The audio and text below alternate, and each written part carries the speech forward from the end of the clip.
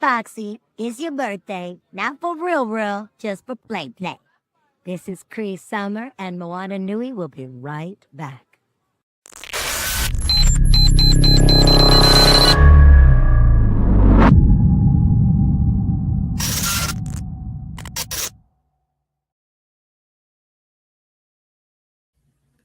Good evening, everyone, and welcome to another episode of a joint collaboration. This is Moana Nui Podcast and Blerdography presents Blerdkast Live. And tonight we are talking about Musa, Lion of Mali. More on that in a second.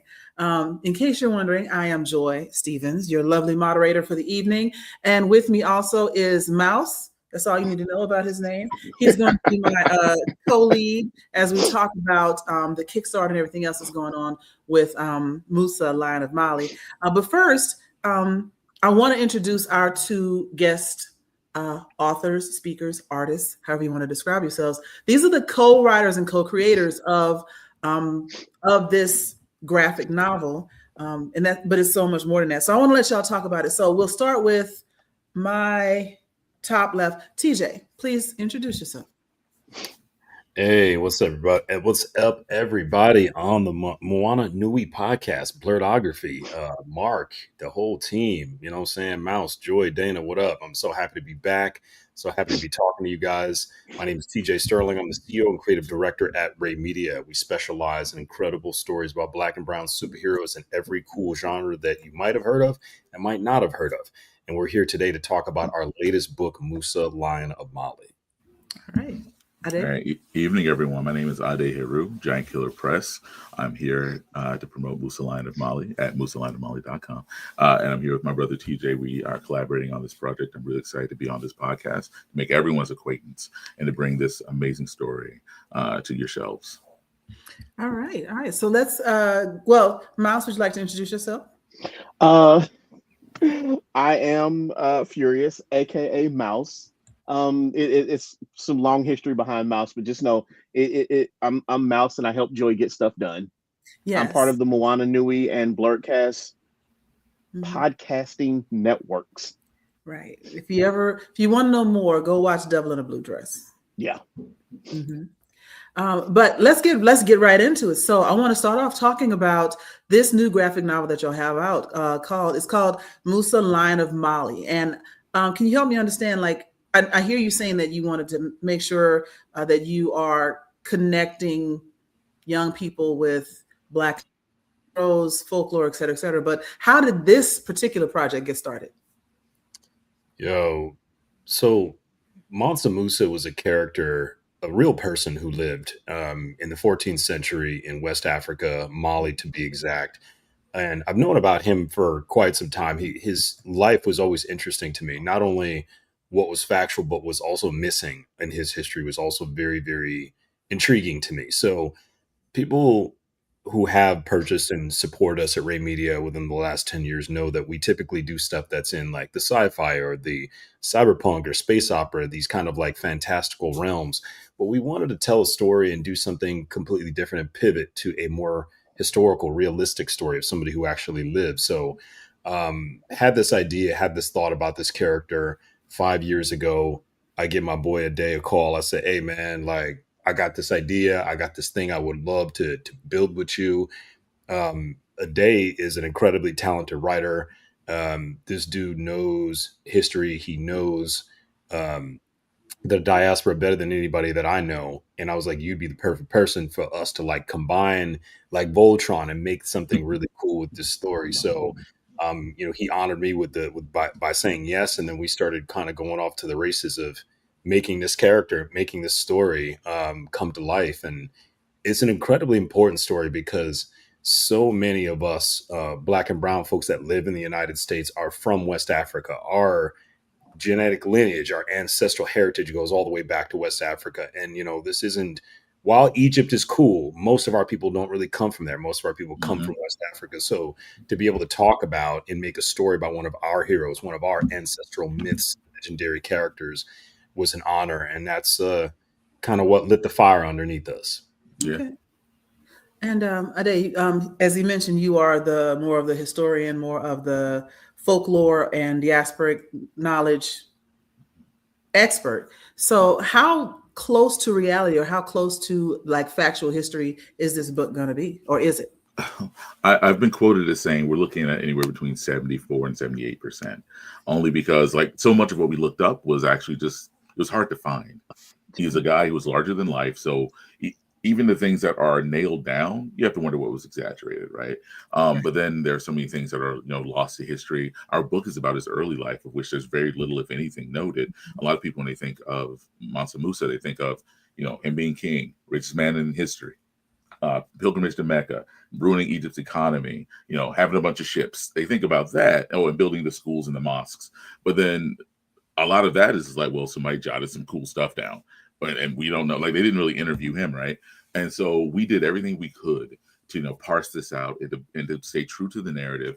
And then where we saw opportunities to embellish a bit, as well as the idea of kind of reverse engineering a young Musa. That's where we kind of leaned in. So I'd say close to 80% of it is something you're going to find in someone's history book. But it is worth noting that this is a man that the powers that be went out of their way to really obfuscate his history. Like, there's really no reason you shouldn't know who he is. Yeah. I mean, you know who a lot of folks are who were pretty much villains in history. But this was a guy who, especially for the time, he was the thermometer that everybody was their temperature was taken against. And unless you happen to have an FM class or, a woke relative growing up, you didn't really hear about him. But like TJ says, there's a bunch of rap songs about him. It's our job to make sure there's at least one graphic novel about him. Cool. Good stuff. Mouse? When we look at this story, this historical narrative, how much research? I mean, obviously, there's a certain, like you said, there's a certain amount of things that are nailed down, and then there's a little bit of exaggeration for the purpose of storytelling. As you were doing your research and getting everything together for this character, was there a lot of additional information and a lot of additional history you discovered about him that you didn't know before, and you're trying to figure out, how do I take this new information and fuse it into the story that we already know? Yeah. So what's interesting is, again, during the 14th century, a lot of, historic, like, how do I put it? When you rewind the tape and you go all the way back, our griots, they told story through, verbal recountings of situations, and that was our way of, creating a narrative or even telling a story about the history of a person, whether they were fictional or fact. And so a lot of stuff wasn't written down on scrolls or tablets at that time. A lot of it was word of mouth. And Mansa Musa was so famous worldwide that he was the first person to ever be on a, drawn on a world map, first Black man to ever be drawn on a world map because of his legacy, because of how incredibly well known he was. He was viral before viral was a thing. And there was no phones. There was no, I mean, it was literally carrier pigeon, or, they had a hawk with, a squirrel on its foot, and they threw him off, like it was that type of time it was on. So when we're researching, we see pieces of his life in sections, and then large gaps. You know what I'm saying? A lot of folks don't know when he died. A lot of folks don't know technically when he was born. They do know when he ruled. They do know where he traveled to, and the recountings of other people that saw him from a third person type lens. And there was a lot of incredibly interesting information about Mali as a nation at the time, and how they were. I think our favorite thing, one of my favorite things, I'll just say, is that they were a sailing nation. They had thousands of ships that they would cast out into the, into the seas to look for knowledge, to explore. I mean, again, Mali was also part of Timbuktu, which is this vast library of knowledge that people came from all over the world to learn from. So they were constantly, replenishing ranks, but also replenishing their knowledge base for the nation, and which influenced the entirety of the continent of Africa at the time. So to see how progressive they were and how interested they were in, again, expanding their knowledge by learning from other people, not going to a place and raping and pillaging and trying to claim something that wasn't theirs, that wasn't our bag. You know what I'm saying? Like, they went learned the knowledge and then brought it home and enriched themselves. So that was one of the cool things to learn, that they had ships, they had all kinds of stuff, because I think the picture that has been painted has been a lot less civilized, which is again completely inaccurate based on what we've learned.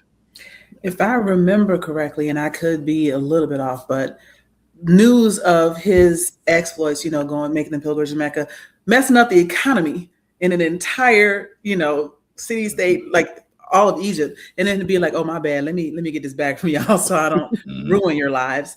But understanding how much gold he actually had led to sniffing around an investigation of the Portuguese and the Spanish when they were looking for money. And to your point about sharing knowledge and the boats and all the sailing that he had, it wasn't him.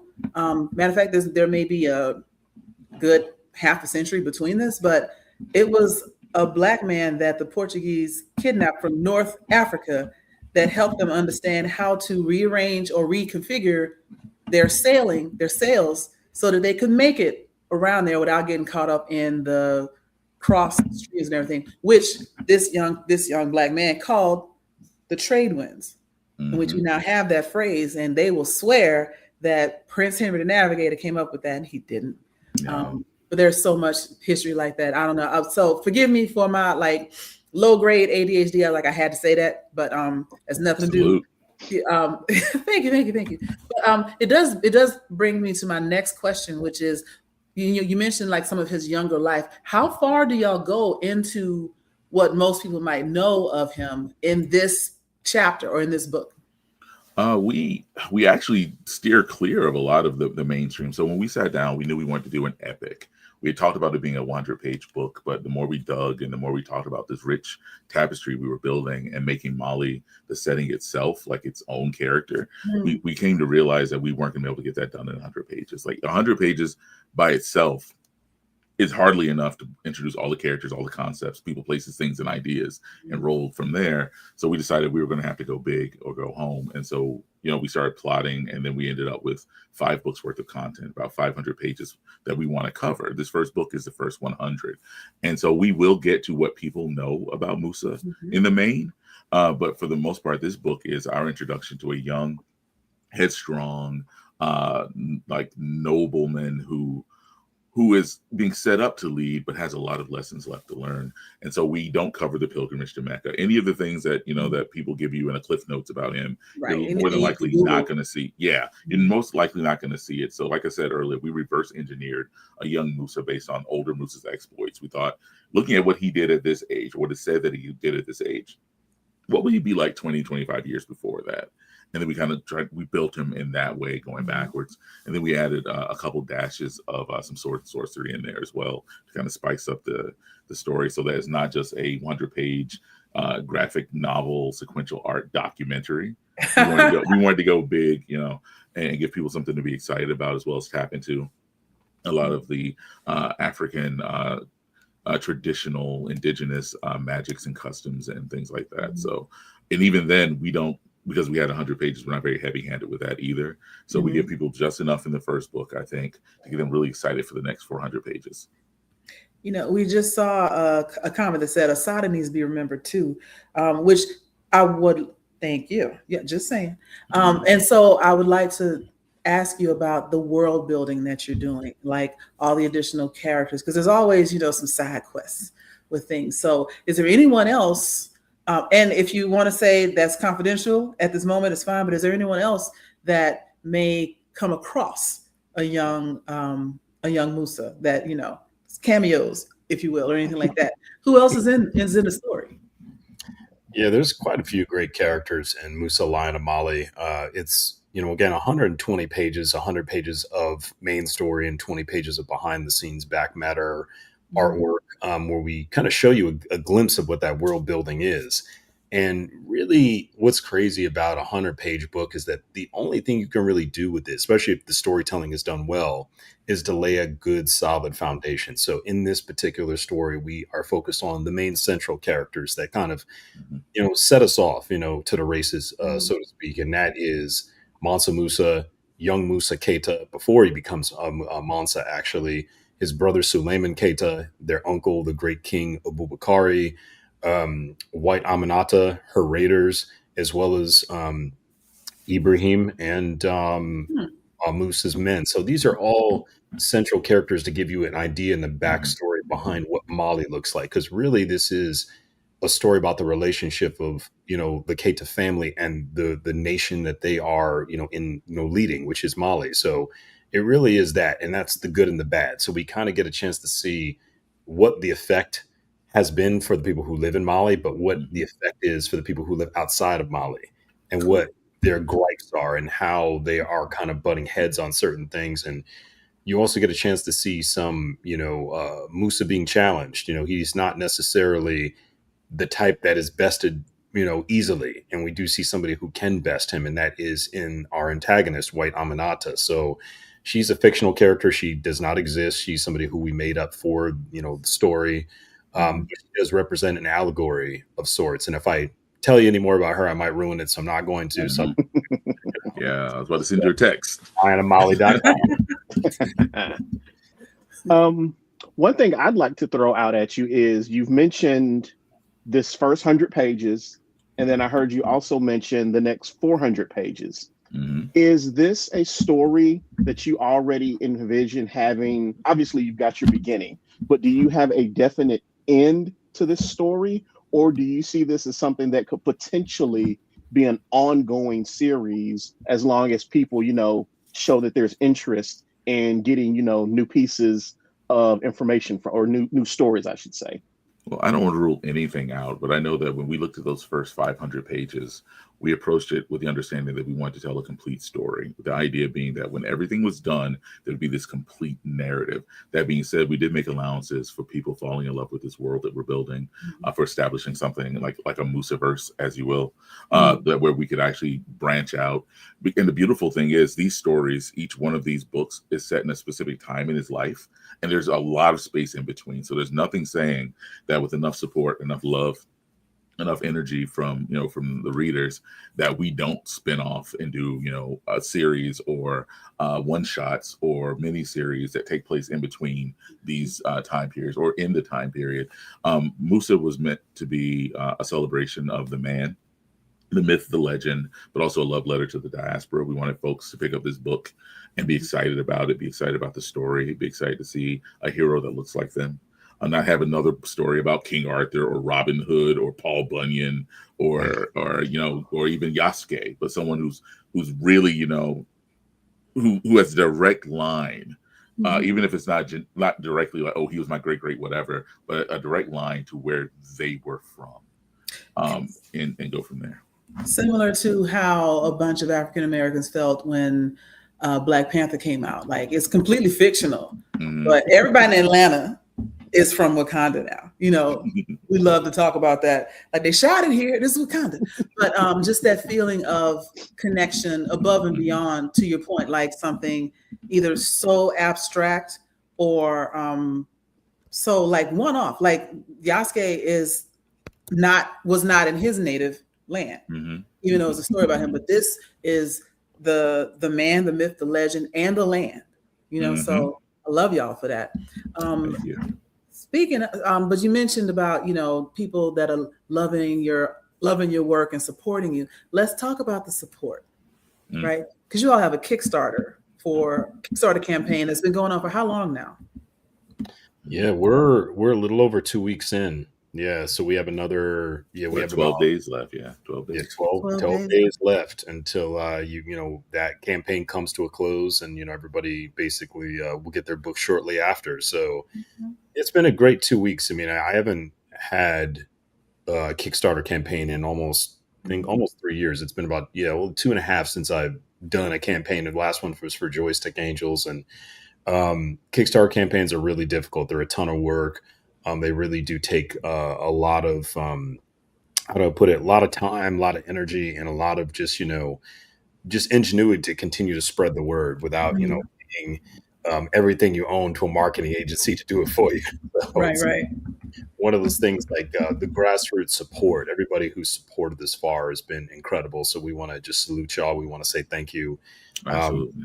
We are now eyeing our second, third, fourth, and fifth stretch goal. That's what our next goal, our next thing on the horizon is. So we're literally looking at 15K we hit a few days ago, and that basically gives everybody access to free digital copies of the Musa Lion of Mali book, but also digital comics from independent creators like David Crownson or Newton Lilavois and Jason Reeves and a couple of other great people like Roosevelt Pitt, who have amazing independent books about other characters and stories that are really dope. So everybody gets that for free.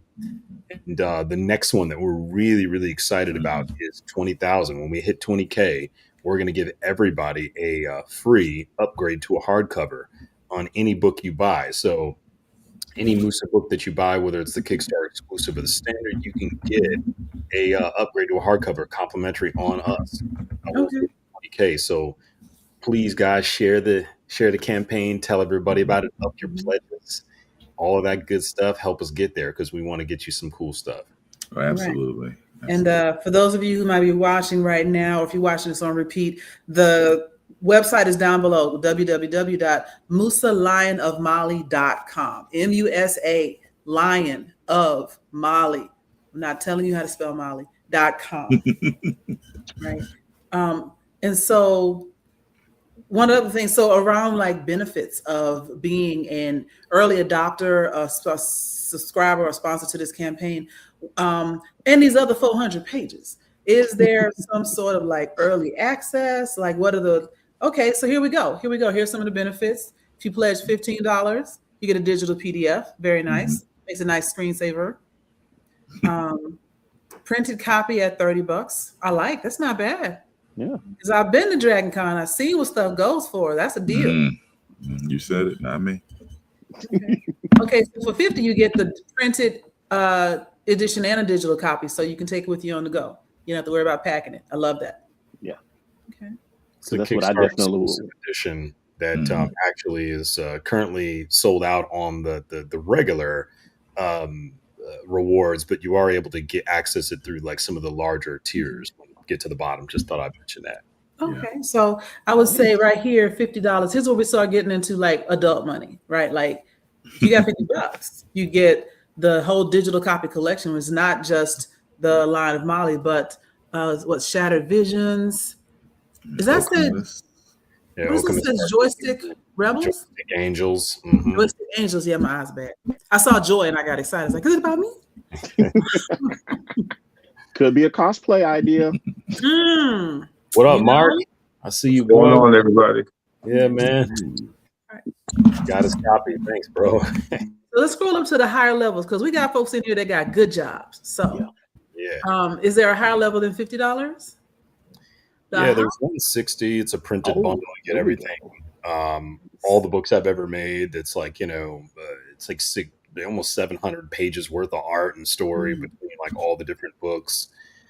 There's that. You get the digital with those as well as a gift. But we do have quite a few other bigger tiers too, just for folks who are collectors. So I'm going to talk to 200. Okay, keep it going. Yeah, this is again, since that Kickstarter exclusive cover is sold out, in terms of just picking it, separately, you can get access to it though through the bigger tier of this 200, where you get every book we've made at Ray Media, as well as the Musa standard cover and the Kickstarter cover, and that's only 200. Ooh. Now we're talking. We got shirts. See, why are y'all trying to take all my money? Not all of it. I mean, you can Just a touch. buy ramen. See, now I want to talk to the aunties and the uncles out here, the childless people who have maybe 16, 15 and up, nephews, nieces, etc. See, what you do is you get this $300 bundle, right? You keep the t-shirts, you keep the books you want, and then you give the other things to the children's. So, and it's Merry Christmas right there, right? Thank you. And it doesn't just, I know Christmas is like a week and a half away. That doesn't matter. What matters is a thought, right? So you can tell them, I got you something. You've been the first, hot off the press. You'll be the first one to get it, right? It's limited edition and it's Black people. Here's these 3 books as you keep the rest of it. And then, look, you knocked out maybe 2 or 3 different Christmas gifts that'll be coming, Christmas in July, if you will, or whenever everything is ready, and you get to keep the shirts, because I'm absolutely getting these t-shirts. Right. Guys, the t-shirts are Kickstarter exclusives. I don't know. I forgot if I put that down on the actual campaign, but like you can only get them on the Kickstarter. They're not going to be sold after that. So that's kind of the same cadence all my other campaigns follow, whether it was my original Occam's campaign or Shattered Visions or whatever. Each campaign has exclusive bespoke t-shirts that never get reproduced. So you get them on the campaign, that's it. Hang on. Wow. So $400. Want to be in the next volume. With this tier, you can be drawn into the next book in the series. Now, I'm going to tell you, I'm a sucker for this. Once upon a time, a good friend of mine that I've never met, Malachi Bailey, was doing Kickstarter to republish his first book, Her. And he was like, for $100, I will make you a character in the next book. So Her too, Gods and Monsters, does have a character named Joy in it. So yeah, and again, I got adult money because I don't have kids. As do I. And the idea of being in a comic book is a graphic novel is that yeah. It's very tempting. It is really very, very tempting. Yeah. Do y'all have a character that's like a little bit older, maybe, gray hair, super cute? We do now. Yeah. Now now since we're scrolling through and we're having this discussion, it kind of makes me wonder with all the successful Kickstarters that you all have had, have you figured out the secret to going from start to actually completion? Because we know a lot of Kickstarters that have some amazing products don't always make it to the finish line. Have you guys kind of figured out what it is you need to do and when you need to do it so that you can guarantee your Kickstarter makes it to the finish line? Hell no. It's I gotta be honest, man. It's like standing on quicksand, to be honest. Like the Kickstarter updates their website every year with new technology, with new features, with new software. There was a point, back in the day, like I'm just talking about 5 years ago, that you could post links on Facebook and people could see them. And now you post a link on Facebook, they hide that stuff because they want to push you to like making ads. So it actually makes your life 10 times more difficult when trying to promote on a specific platform. And that's why it's like a lot of pay to play. So now you got a bigger budget, you know what I'm saying? Like, and there's really no secret sauce to making good Kickstarters. And reaching your goal. I think having a great book helps, but I mean, even incredible individuals like Roye Okupe with Unique Studios has talked about this on podcasts. Like he would get nervous before Kickstarter because it's like, hey, I'm not sure if I'm going to fund, and he'll go make 30 or 40, 50K. Like, you never know when the temperature is and what works and what not. So a lot of it's experimentation. I've only done 5 of these campaigns, and I hope that, in 10 years, I'll be a master at this, because the people who I look up to, guys like, companies like Aspen Comics, they've been in business over 20 years and they make 200K on a Kickstarter campaign. So like the numbers are always, there's always like a goalpost that I'm like chasing that moves, you know what I'm saying? Like, So when is the estimated like hard copy publish date for people that are investing now? When can they expect to get everything? Oh yeah, well, we're looking at once the campaign is done, once all the money clears, once everything's rolling, we're looking at fulfillment within 30, 60 days of close of the campaign. Like, we're not trying to sit on this. We didn't come hat in hand and ask anyone to help us bring this vision to life. TJ and I, for the past 5 years, we've been reaching into our pockets, from our day job money and all that good stuff, and paying these artists to help us bring this book to life.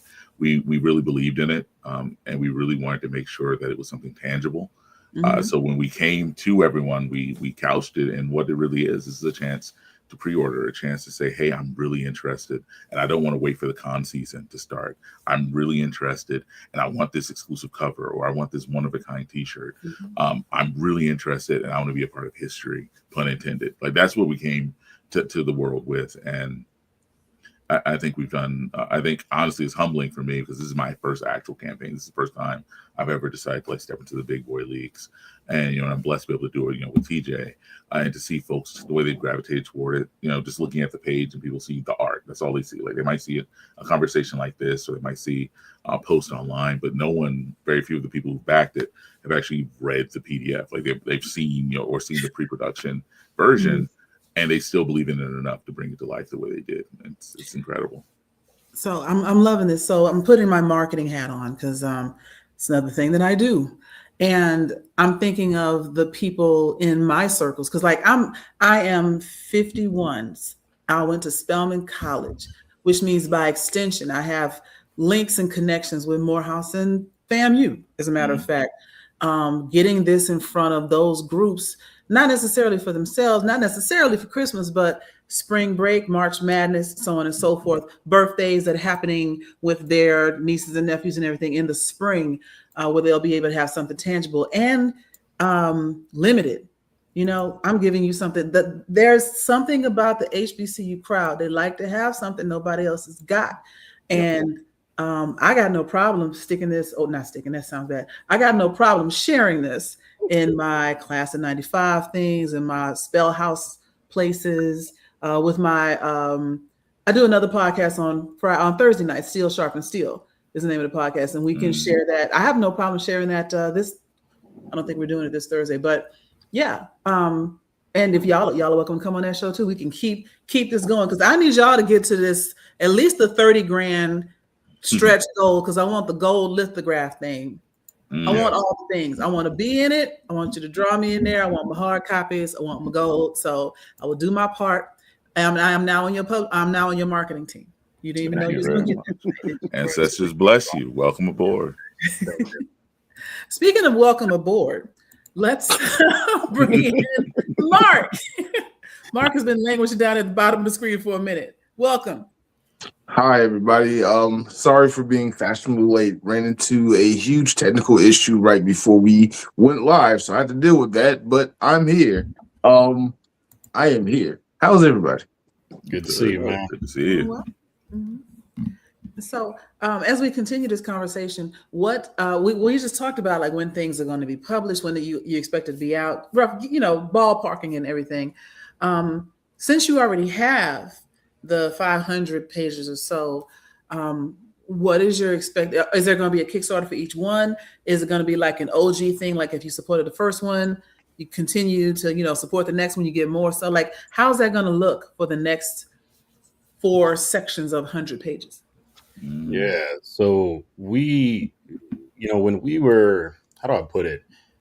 When we make stories, and I guess I'll speak for me and Ade on this, we kind of go with what the feeling is in here, And when we thought about Mansa Musa, a man that was the richest person who ever lived and still is, has to have a grand life, has to have a life that, again, can only be whispered, on the tongue of folks as legendary. And as we started writing and creating all these things, it perfectly made sense that it was going to be 5 books. Now we put pen to paper and completed, the first 100 of that 500 planned paged epic. But that will, we're gonna focus all our attention on getting everybody volume 1, book 1 within 30 to 60 days after the campaign closes. That's our guarantee and our promise to you that you're not going to have to wait for this thing. What I've learned after doing, just a few Kickstarters, this is my 5th one, that people don't like to wait. I've backed almost 200 campaigns, quite a few of them that I've never received rewards from or I'm still waiting on. And there's nothing worse than being a fan and having to wait. So for us, you want to make sure that you don't wait, you purchase this, that you're going to get it within 30 to 60 days after it closes. We're very confident about that because all we got to do is hit the print button. You know what I'm saying? Yeah. We hit that print button. We literally get the book shipped to us. We sign them, we seal them, and then you get them delivered. And that's how it's going to be. Yeah. And I apologize if I misspoke. We have 500 pages planned. We have 100 written. We have plotted books 2, 3, 4, and 5.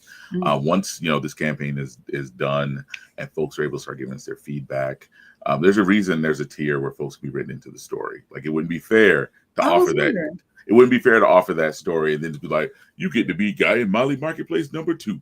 Like, no, we were actually going to. This is a living, breathing story. This is an epic that we're trying to tell. And while we've plotted books 2, 3, 4, and 5, the direction that we ultimately take it will be based on the feedback that we get, the love that we're shown on the project. We can't call it a love letter to the diaspora and just make it something we dictate.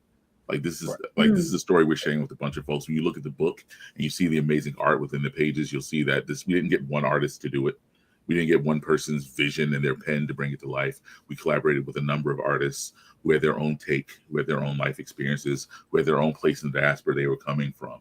And we want the book to continue to be a manifestation of the vision that we have being modified over and over again by the feedback we get, by the talented people we get to work with. I saw that used to great success in an anime I was watching recently, To Be Hero X. And you're watching the show, and like when they get to certain parts, the animation style completely switches. Like it goes from like CGI to cell shaded and back. But by the time you get to maybe, I don't know, episode 3 or 4, you get used to that rhythm. You know when something's coming because it's changed. And I think it would be great. I mean, I'm projecting at this point, and not just me, but I think it'd be great if there were artists that this is their character. And when you see that style, even as, something's bleeding one panel into another, the style is changing. Oh, we're about to get back into XYZ. We about to get back into Joy's storyline. I'm just kidding. But by the way, I was adopted when I went to Ghana. I was adopted by a Ghanaian chief. I do have a Ghanaian name. It's Ya from Poma. So I'm dead serious. Y'all about to be sick of me, to be honest. Listen, so I was talking today about this earlier today, actually. So the first time I ever lived by myself as a college student was with a family of Ghanaians, the Adamakos. And I was talking to David, who's from Ghana, born and raised, came to the States as an adult. They learned about Mansa Musa in elementary school.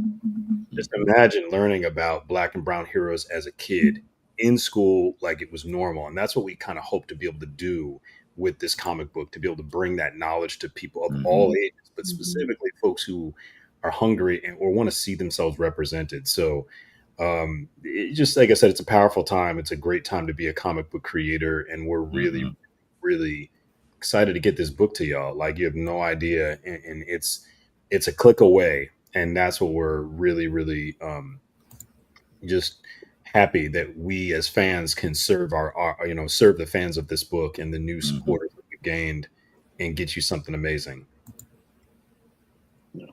When you guys were showing the stretch goals earlier, as Joy made the comment of people from the HBCU like to have things, specifically like limited edition things. Have you all thought about any other type of merchandise that could be, I don't know, maybe like an art book or something, just something else tangible that it's like, as I'm sitting here and I've got my graphic novel and I'm reading it, just another piece of, hey, here's something else that goes along with this amazing story that I'm reading that, somebody else can pick up and say, hey, I like this. What is it? Can you tell me where you got it? This was a conversation we had. We've had a lot, and the more times we've had conversations like this, we get asked it a lot. Like for TJ and I think for us, it was really getting that first 100 pages out, right, TJ? Like, gotcha. We knew we wanted to lock in. We never ruled anything out. When we started world building for this series, we knew it was going to be a graphic novel. We knew, because that's the world we work in. But we knew that we wanted it to be epic, we wanted it to be cinematic, we wanted it to be breathing. And so we sat down and we approached world building as though this story could have been a comic, a video game, a tabletop game, animated series, a live action epic, a limited edition series on HBO Max, whatever. So we just knew we wanted it to be a quality story. And so we started building the world and looking at maps and looking at timelines and looking at, the history as recorded and as told. And then we also started working with really talented artists to create garb and architecture to try to put together the puzzle of, like, why is this weapon here, or why do they dress this way, or what does the castle look like, all with the understanding that this could be something bigger. Like when we started sitting down, like I said, we wanted to do 100 pages, and we figured out really early this was a much bigger project. So with enough love and enough support, vote with your dollars, MusaLionandMolly.com. If enough people come to us and say, I will buy that from you, then I'm the type of dude who says, I will sell that to you. Yes. And that's just how it is. Yeah. Because I'm the type of person that I've got 3 of these 11 by 17 portfolios of artwork of people that I've purchased throughout the years. And I'm a big art book junkie. So it's like, if I see an art book, yep, give me that. Let me have it. Give it here. Same here. And I've just recently, like in the last couple of years, gotten past the idea that my art had to be grown up and adult in my house. And now I've got prints from Alpha Richardson, from Greg and them, from the last con I went to, autograph posters, et cetera, and love my space so much more. Here's some of Alpha's work back here, as a matter of fact. You can see it. Yeah, that's her Sam Wilson joint. I got that too. So yeah, big flash neon sign backer. If I have an art, to your point about backing stuff and then you don't remember what happened to it, I may have already backed this. I don't know if I did or not, but I'm definitely going back and get that written into the next book joint level because I can. That's one of my favorite tiers, and I'll tell you guys why, because it is something I've offered since the beginning of my my campaigns. The first book I ever did that with was Okamus, and it was funny because only 2 people got it. It was my aunt and uncle. So no, it was my aunt and uncle and a friend from high school got written into the book. And then when we had Joystick Angels, quite a few folks did it. They were like, oh, this is a great idea. So we literally have, I think, about 12 people now that exist within the Joystick Angels universe that are real people that had feedback on what their character was supposed to look like. Hey, I want to have an outfit that looks like this. Hey, I want the colors of my outfit to look like this. I want my weapons to be this. And we really gave them a customized experience. So they now have this incredible graphic novel, this amazing story that showcases their character. And even I asked hey, what are some of your favorite sayings so I can put that into the dialogue of your character when I'm writing it. So it is very interactive. Very interactive. So if you become part of the book, you literally become a framework and a character within the tapestry of the universe. And we do make it a point to really do that very, very well. Nice. That's awesome. That is awesome. I love everything I'm hearing. What else do you want people to know about this endeavor? Anything that we haven't covered? I want to reiterate that the book exists. It's real. I'm holding a print copy. And again, I say that in the spirit of, hey, I backed a Kickstarter. Where is it? Because this is a big project. People are talking about it. It's going viral in some circles. And it seems I've been told in conversations, it seems too good to be true. And then I hold up the book and I go, it exists. It's real. I wrote it. And I wrote it with TJ. We created it. It exists. It's as real as my kids. This is something we are very excited to get to folks. We can talk all day about, stretch goals, which we will, and we will absolutely honor that and love that. But ultimately, stretch goals only exist because we were blessed enough to be able to bring this team together, to bring this project together. And then we're blessed with folks that believe in it enough to put in their pre-orders on this campaign.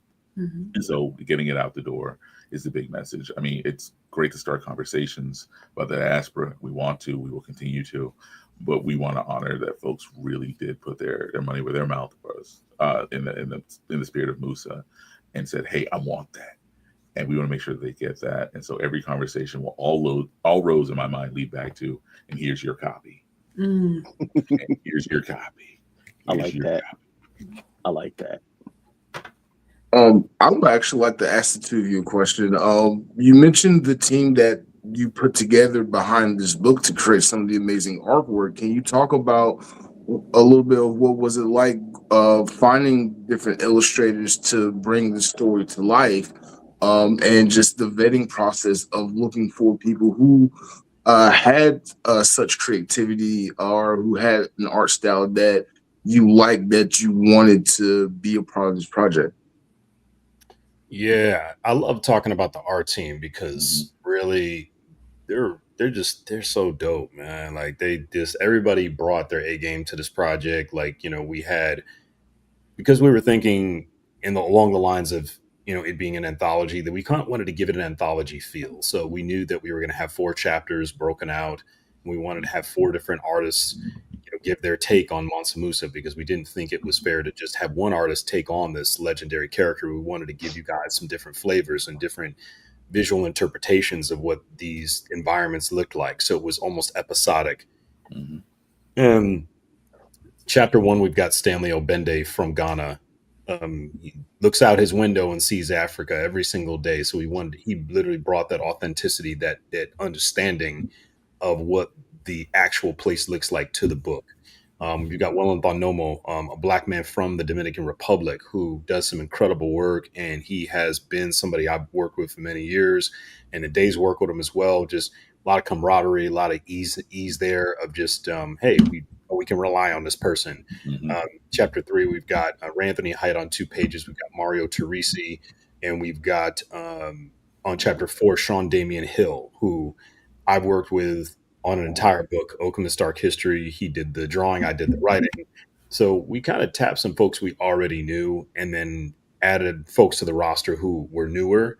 And, there's always kind of like a little bit of a learning curve, if you will, like when you're working with new people. But even when you're working with people, and we're working on a new project, like, how do you direct them and give them the best information you can? And that was like our thing. And since I'd worked with some of these people before, I'm like, I know what I need to do better now, and I know how to give them more of what they need. So to just bring out the best, because every publisher, it should be your job to bring out the best of, in your artists, your writers, your creative team. How do you bring out the best in them and make them have a good time? So I always translate that, because I'm an artist myself. Like, how does my life become easier? And that's reference material. So the reference material that we started to compile turned into this massive Google folder with just images of everything from that era.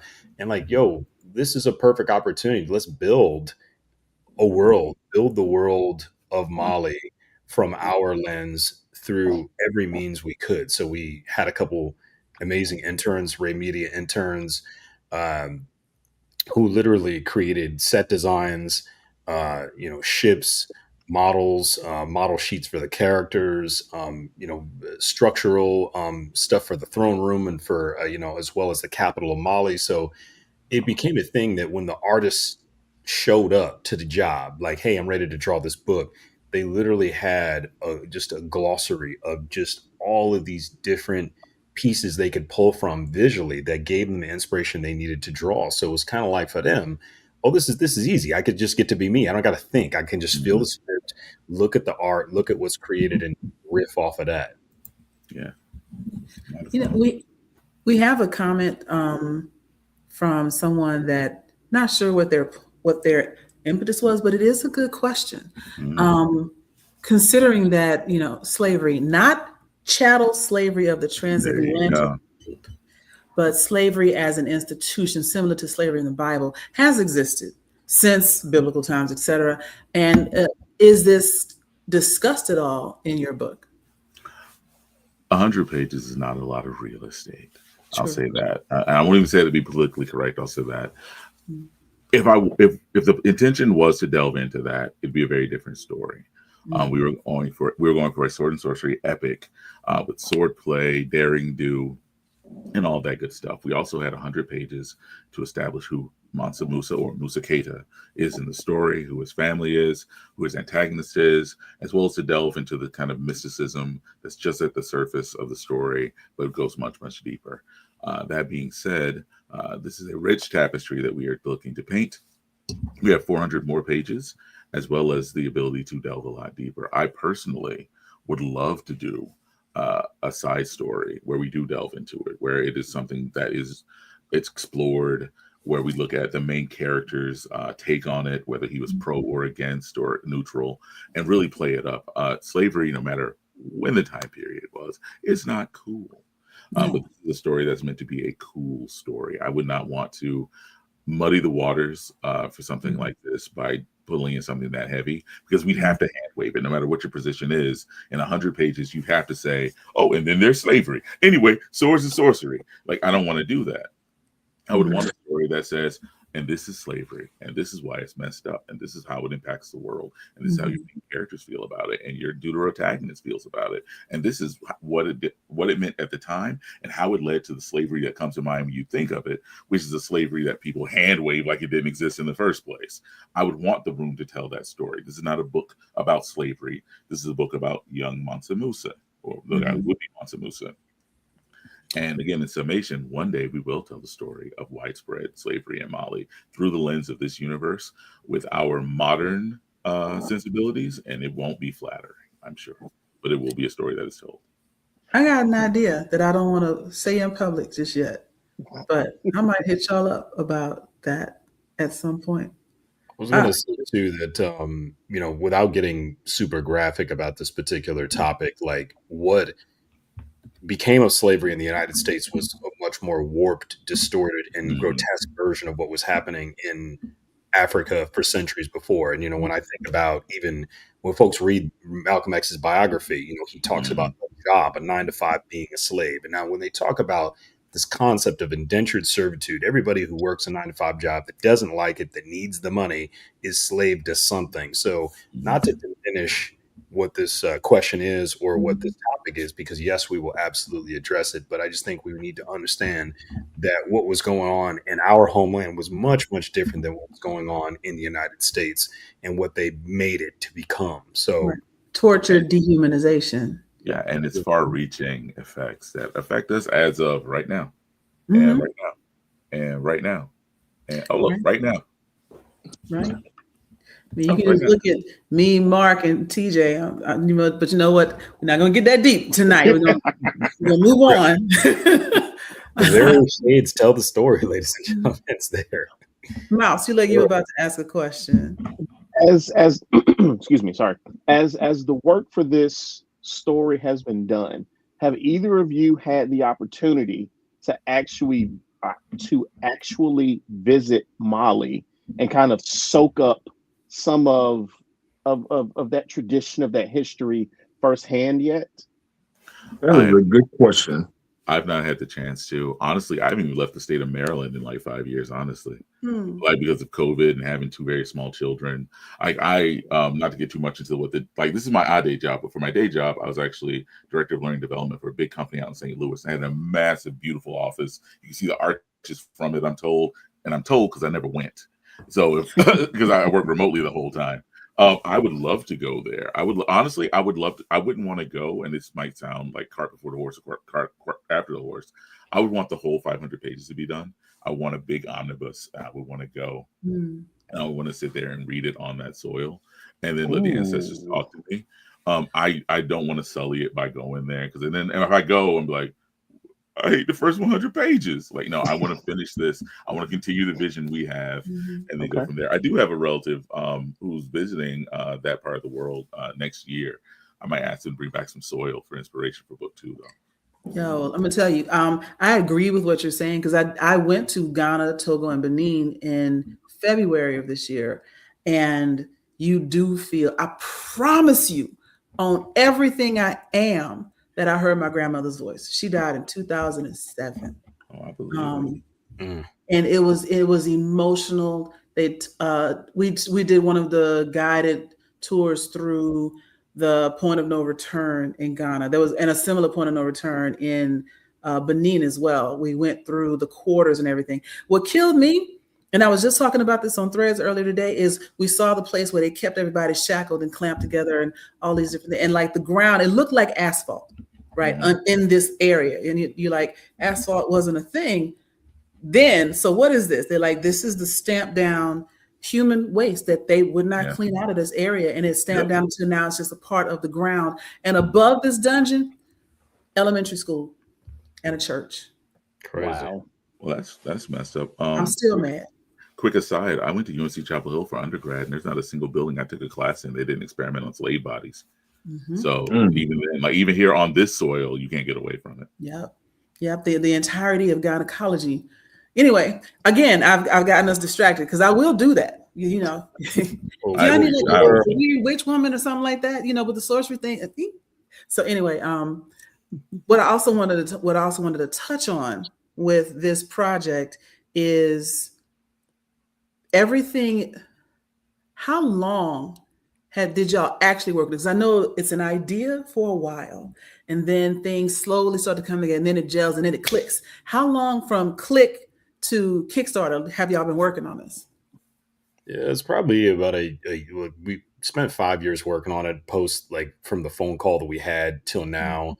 But I'd say probably about 6 months to a year before that. The idea was gestating in my head, and for me, when I think about creating a new story, I really want to feel it. Like, it's got to speak to me, and it's like if it's an idea I have, and the idea keeps coming back, I know that means the ancestors are speaking to me that, hey, this needs to be done. You need to do this. This is something that means something. I've never made comics for ones and zeros. Like, I'm not here to, take everybody's money, MusaLionofMali.com. There you go. But this isn't about making money. This is about, delivering a service to you guys, really serving you, the community, with an incredible story and a gift, from our subconscious, our brains, our hearts, our minds, to literally create something that's never been made. And, for a small fee, you get a chance to be a part of something. So I do think it is really, for us, it drove us. It haunted us in a good way. We felt it, and we knew that we had to get this one to the finish line. And when we did, it was a really powerful feeling. Oh, absolutely. I actually have an interesting question I'd like to ask the both of you. You mentioned David Crownson earlier, creator of Harriet Tubman Demon Slayer, and now you two have created this book about Musa. Why is it important that we get stories of historical African or African American legendary characters such as Musa or Harriet Tubman, or you can pick anybody else, and tell their stories in the space of a comic book or a graphic novel? Why is it important that we get stories like that? I was raised to believe that a man should look like his God. And then as a writer, it became known to me that that's especially true when you're creating that God yourself. And we're in a world where every single thing about who you are, if you're Black and brown, is programmed. Like, from the way you speak, to the way you dress, what you find acceptable, to how you feel about yourself and even your own family members, to the way you have sex. Everything about you is who you are through the lens of a controlling power, the powers that be. And those people tell you who the heroes are. They tell you that George Washington was a great general, although he was documented as being incompetent. They told you he had wooden teeth, although he just pulled the teeth out of slaves' heads and made dentures. They told you he was a great champion of freedom. And meanwhile, they only let his slaves go after he died because they threatened to kill his wife, his widow. They tell you all of that, but then they'll also tell you Assata Shakur is a terrorist. They'll tell you that, Fred Hampton was the worst kind of guy ever. And so it's incumbent upon us, especially those of us who are the modern day griots, to tell the stories the way they should be told. We should be the heroes of our own story. And as Black people, especially, we get the luxury of looking at history and seeing actual heroes, Harriet Tubman and, Nat Turner, folks who fought for something. We never needed a Luke Skywalker or Peter Parker or Tony Stark. Those are nice to have. It's nice to have Sam Wilson and T'Challa. But I live in Baltimore. I'm in Tubman City. Like, I'm in the place where she ran all the numbers. She killed her own husband because he was going to betray the movement. Like, that's a superhero. Modern day Okoye. Yep. Yes, exactly. And so it's really important that people get to tap into that. Like, Black Panther was a beautiful thing. It was a beautiful example of Black excellence. Like, I personally have issues with the film, and I'm on record as saying as such. But there's no denying how awesome it was to see all that melanin in action. But at the end of the day, Wakanda's not real.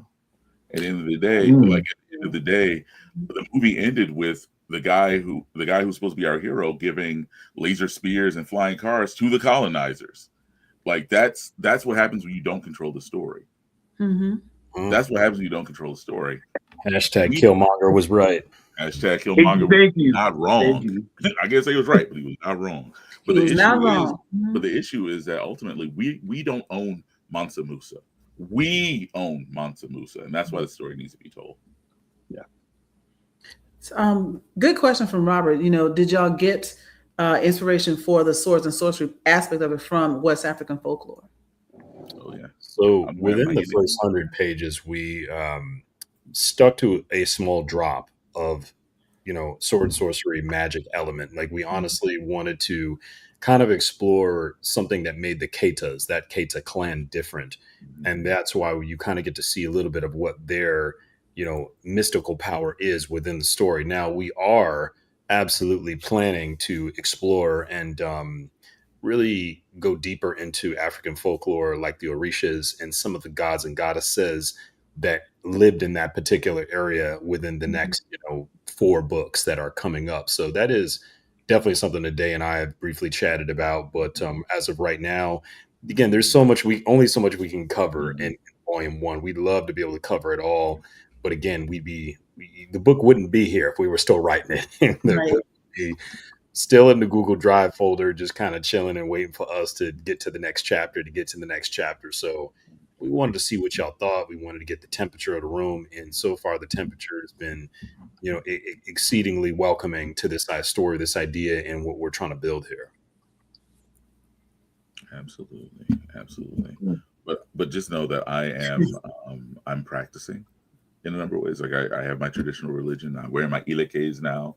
I'm Omo Obatala. I'm all that good stuff. So I dig from that well as from just ability to try to tell the story. It's important that we get tapped in, and that we're kind of true to that. TJ talks about the ancestors, blessing this story, and I do really feel that they have, because of how easy it was to tell it, how easy it was to get it, to market, and the success we saw.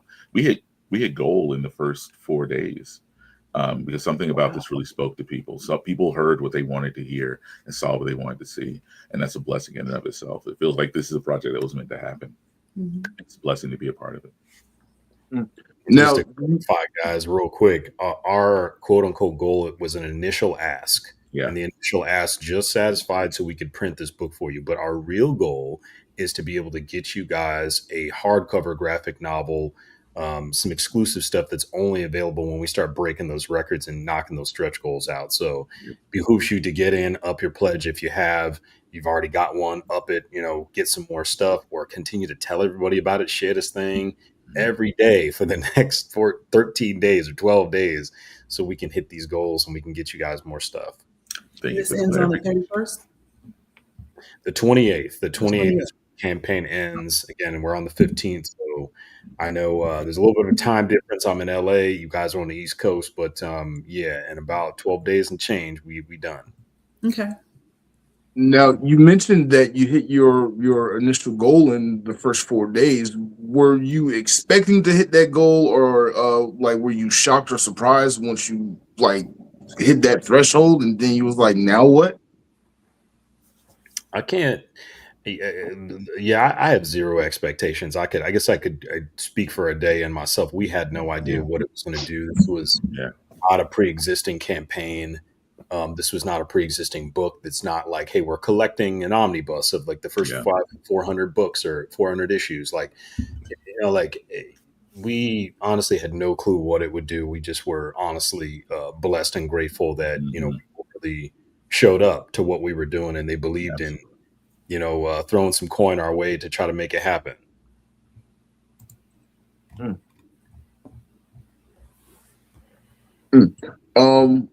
So I see someone in the comments put that they want to see more Black stories for Xmas, and you mentioned that we do need to tell stories of our, not only our ancestors, but we need to tell them stories of us. What other legendary Black figures, whether it be your Harriet Tubmans, your Musas, your there you go. What other historical figures whose stories we could tell? There's really a lot, right, Heru? Like there's so much. Within the Musaverse, there are people who exist in the 14th century that are of note. I think when we talk about this being a conversation starter, one of the things that we have the ability to tap into is the fact that, you know, Mansa Musa is the most famous guy from his time period, but he's not the only notable person from his time period. And so people ask, like, well, what would you do with this? Would you do this? Would you talk about this? I think there's an opportunity there if we get serious enough. If the support is there, musalineofmali.com, for us to really take a look at the world at that point, right? And then kind of create that version of the continent where people who are unsung heroes or unsung villains can have their names known. Like history, we know who Hitler is, and I know we know who Hitler is. He was not a good guy. He's still pretty famous. There are other people throughout history who've left their mark in positive ways and negative ways, but because again we have this narrow lens of what we're told is acceptable, who we're told who the heroes and the villains are, who the main characters are in this reality we live in, it's on us to dig deep and to bring those stories to folks. I think it'd be really awesome to expand, you know, this version of Mali and to the entire continent. But I also think it'd be really great to pay homage to the heroes who've been, you know, throughout the world. I don't think Alexander Dumas gets enough credit for what he did. Mm-hmm. And there are people who just don't realize that a Black guy did all that. But I don't think there's also enough conversation about who he was and the kind of mind he was to generate those stories. I would love to see that. I would love for Bass Reeves to get his flowers. We see him every now and then. He gets brought up, and they go, "Well, you know, they based the Lone Ranger on him." I was like, "Yeah, I know, but this was the dude who was just terrifying. He was Batman before there was a Batman. Right. He needs to be known." And so I can't rule out telling any story. I just know that this is the one that TJ came to me with because someone came to him from a higher plane and said, Ray Media is the engine for this. This is these are the gears that need to turn. And again, I was blessed for my brother to say, "Hey, I don't think I want to do it with anybody else." And so we're working on this. This is a labor of love. This is nothing but intent. This is nothing but us being really excited to see what we can make together. This is our first project together. And I know that we're already signed on for another 4 books at the minimum. So we'll be doing this again real soon. And I would like to point out that while it took 5 years to bring you this book, that was so we could figure out the recipe. We do not anticipate it being another 5 years before the next book, because by the time we did the 5th book, I'd be a grandfather, and I'm not trying to do that. So it was 5 years to figure out the recipe. I like TJ refers to it as a gumbo, right? So it took us 5 years to figure out the recipe. Now we opened up the restaurant. Nice. We'll have the grand opening. You can come and keep getting your bowls of it. Since we're talking, you know, intent and bowls and whatnot, options, anime, thoughts on doing that with this? Yeah. So first, I want to just quickly shout out Megascope Entertainment and John Jennings, because he's definitely been a soldier for the cause of Black and brown stories about our heroes. Queenie, when you're talking about Alexander Dumas and the Count of Monte Cristo, they have an incredible book called, it's actually the Count of Monte Cristo, but it is a futuristic twist on the story. So like him and his company have purposely taken figures that have existed and created narratives around those people, and made some really great graphic novels that I know I own quite a few of them. So if you guys haven't checked out John, please check out John and what he's doing with Megascope. When it comes to larger format stuff that's visible, like an animation or a game, tabletop, movies, all of this stuff, it starts with grassroots support, you know? And I feel like a lot of people sometimes forget, I know I do, that it took them 40, almost 50 years of content before they ever made a Spider-Man movie, before they ever made an X-Men movie, before they ever had anything that they could make into a multimedia form. They had libraries worth of content, you know, and this is our very first book. We were brand new to this particular IP. We're brand new to this character. Meaning some people forget, like, Iron Man wasn't even a popular character. Like, he was never a popular character. I always liked Iron Man. I liked side characters. I was never a Captain America fan, but like the books that sold at Marvel were, you know, X-Men, Spider-Man, Fantastic Four were the best sellers.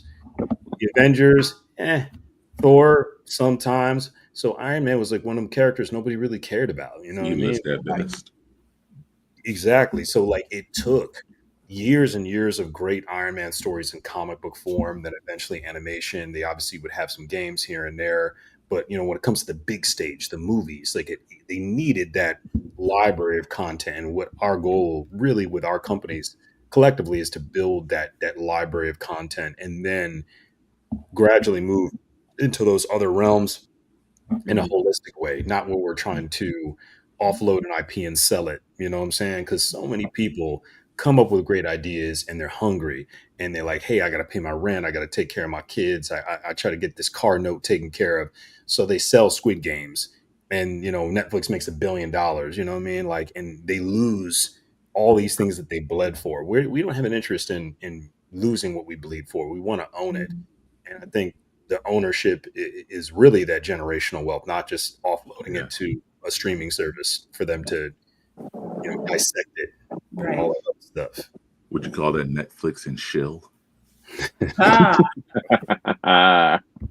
Hey, not bad.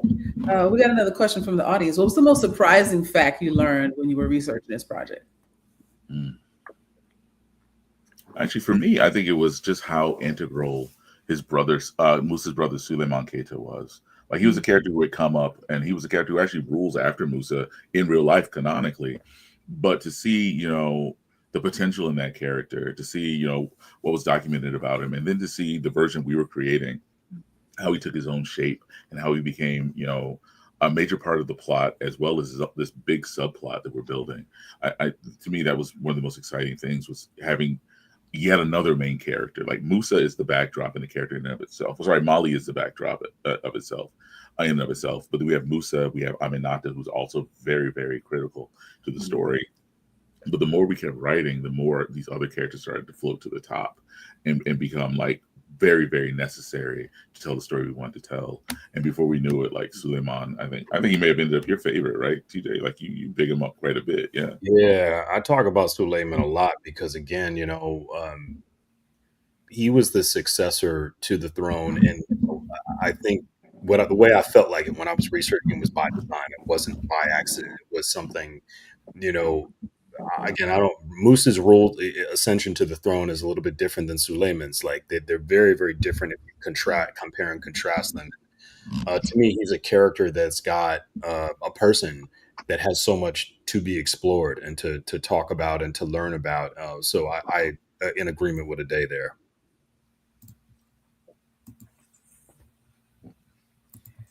Well, one other thing that I've been thinking about, as we've been sitting here, and I'm just thinking about the breadth of this project. You mentioned early on, like at the top of the hour, that you normally do different things, more cyberpunk, futuristic, so on and so forth. In those little interstitial places where you said, like, the books that you have planned out, there's the gaps in between. Have you thought about leaving space in there for some sort of crossover, if possible? Or is that too much pandering? Every other, no shade to any of the other, publishers that make, black comics, more power to them. Do what works for you.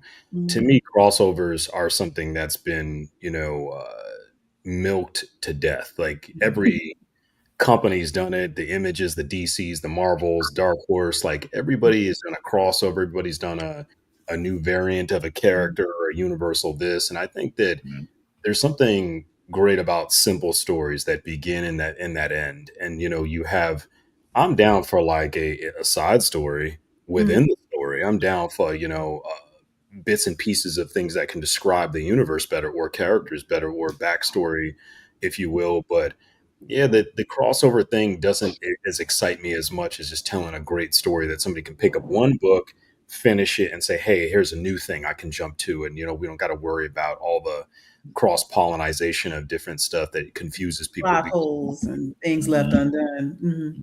A lot of comic readers are confused on a lot of books because, like, it's going in so many directions, and there's always a new number one for something every year. Restart and refresh characters and arcs like every year. I mean, DC's done it so many times. We had Absolute, but then we had Future State. We had the New 52. Like, there's always a new something to kind of catch up on.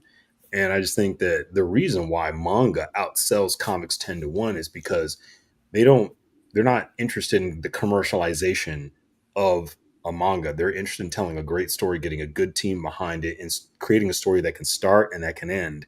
and it's not gimmicky. They're not trying to kill a character off to piss people off so they can buy books and they can up sales. That's just something American Engine does. Looking at you, Shonda Rhimes.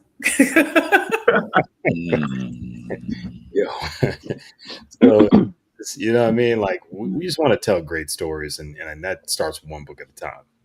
Mm-hmm. Yeah, all new, all different, same old, same old.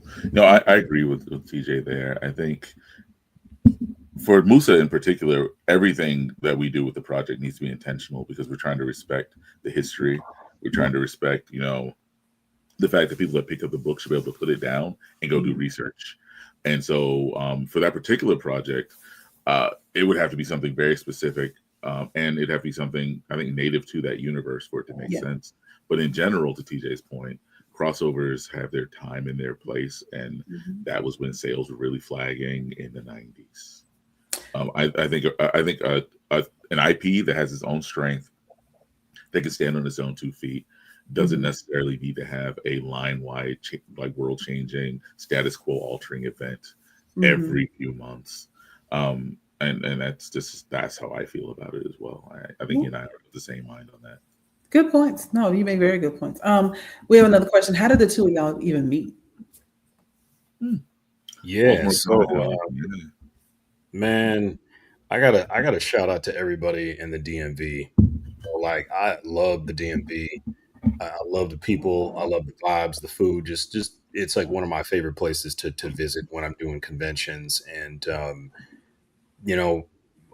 I think I first came to Baltimore Comic Con 2016. I met Ade at a con at 2017, and me, I happen to be the guy that stands out in the aisle and greets people one-on-one and pulls people from the aisle. And I'm very aggressive about building a relationship with the people who are walking on the floor because I am one of those people and I care about what they want. I care about what they're interested in. So me, it's like getting to know people. It's building something. And pulled the day in. We talked about some of the stuff I was making, and Dave's been one of my core supporters, one of my core people in my life. He's like, hey man, whatever you're doing, I got you. Whatever you want to build, I got you. I'm going to support you. And for me, it was just love. You know what I'm saying? It's like brotherly love almost immediately. And I felt some type of way because I was like, man, he's a good dude. He's a solid cat, and I see that he wants to build and make his own universe of characters. So we chat about that. He'd tell me about Shadow Boxer and what he's planning and some of the people he's working with. So I could always see that we were running in step on lots of different things. And for me, when I work with people based on how we vibe and how we connect and how our chemistry is, as colleagues. And it's not like, hey, I don't want to work with somebody because they have a big following or because they have more social media, impressions than I do. Like, none of that fake shit matters to me. I can't stand it. It's the worst type of way to do business because there's nothing authentic about it. You know what I mean? Like, a house of cards. Exactly. Like, it's all about the foundation we're building. If you want to build on a weak foundation, you're always going to falter in some way, shape, or form. You might not get as many hits, or you might not have as much support. You know what I'm saying? So, like, if you're doing it right, then you're always going to come out on top. You're always going to win the way you're supposed to, and that translates to people you work with too. So, I said it was a blessing to be able to meet him, link up with him and his family, get to know some of the stuff that they're passionate about, and that's Baltimore Comic Con 2017. 2017. Yeah. Mark? So I kind of want to take this next question in a different direction. I want to talk about indie comics and the industry as a whole. It seems that the year 2025 is the year for Black content creators to be in indie comics and doing self-publishing. What is it about indie comics that attracts wannabe? I don't want to say wannabe in like a negative sense, but attracts future creators to that medium to want to go and self-publish their own stories, like what you have done with your career. I say what is freedom, right? Like the ability to have your own story, bring it to people, to own their reactions, to own your profits, to be able to decide where your story goes from there. There are a lot of people, sadly, who use the indie space as their springboard, right? They go, if I can get enough people to buy this, then I'll get picked up by Marvel and DC or whatever. But that's not the lion's share of people. In my experience, again, I don't have TJ's 10 years of running a successful company behind me, at least not yet. But when I look at the indie space, I see people who have a story they always wanted to tell. And they believed in themselves enough to, to put their money where their mouth is, to put their time where their mouth is, which is more important than your money. Like your time, you'll never get back. And they said, hey, world, this is what I made. And they own the reaction. They own the love. They own the hate and the vitriol. They own the criticism. And if they do it right, they own, becoming a legend, becoming a myth in that regard. And that draws people in. And 2025 has been great because Black people have been going out of our way this year to be heard, because we've been yelling at people for a really long time about a lot of things. And then certain things happen after November where we got to say, I told you so to a lot of people. And we go, well, while we got your attention, and I'm still on this soapbox, sword-and-sorcery.com. And that is why I feel like this is 2025. It's been the FAFO year, right? The fuck around and found out year. Yep. And we're like, okay, well, you see, we're here now. We were okay to just be left alone. You didn't want to leave us alone. You didn't want to leave us alone. So now you woke up a sleeping giant. And part of us, because we are such a creative, dynamic, innovative people, is we are storytellers regardless of the medium we work in. And so a lot of us are waking up, even in the indie space of comics, and going, I want to tell this story about what it means to be Black through these different lenses, and go from there. I'm not an indie publisher, but just my thoughts about that, people gravitating to indie because they do have the talent and the creativity to eschew the formal capitalist machinery.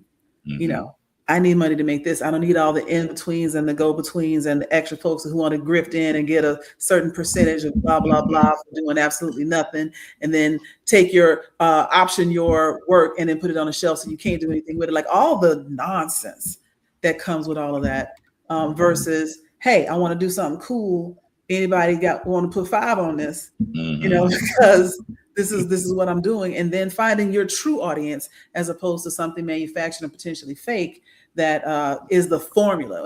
And for me, I think some of the best things that have come out this year have not come from major labels and major names. It's come from the more authentic, more genuine, differing levels of independent, but independent works.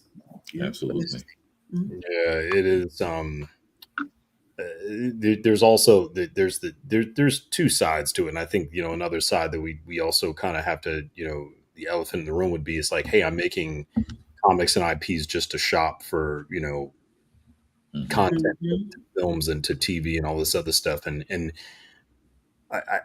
I'll be honest, and I did sound like the mean dude in the room, but like I have a little bit of a problem with that, because to me it's not the holistic way of making comic books. It's not, you're not making comics for comics. And I'm a fan, diehard fan of comic books and storytelling, and I do think there's the best way to really make something incredible is to like have a holistic intention, to not be just in it to pitch a movie, because it will lack a certain level of soul. It will lack something. So my thing is like, if I could give any advice to other creators, it's like really create something that you want to see that's different, that's unique, that is inspired.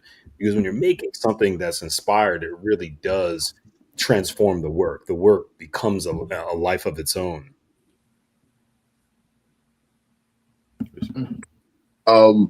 I think that's very factual.